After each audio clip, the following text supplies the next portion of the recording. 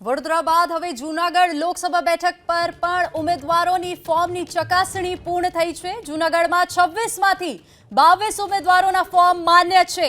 જૂનાગઢમાં ભાજપ અને કોંગ્રેસના 2 ડમી ઉમેદવારોના ફોર્મ રદ કરવામાં આવ્યા છે। 26 માંથી 22 ઉમેદવારોના ફોર્મ માન્ય છે અને 4 ઉમેદવારોના ફોર્મ રદ થયા છે, જેમાં જૂનાગઢમાં ભાજપ કોંગ્રેસના 2 ડમી ઉમેદવારોના ફોર્મ પણ રદ કરવામાં આવ્યા છે।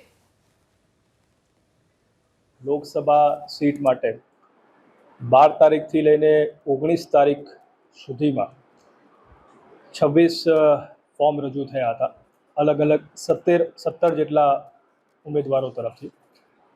એની જે સ્ક્રુટિની હોય એ આજે સવારે 11 વાગે કરવામાં આવી અને એ બાબતે 26માંથી 4 ફોર્મ અમાન્ય રહ્યા છે અને 22 ફોર્મ માન્ય રહ્યા છે અને કુલ 15 જેટલા ઉમેદવાર જે છે એના આમાં ફોર્મ માન્ય થયા છે।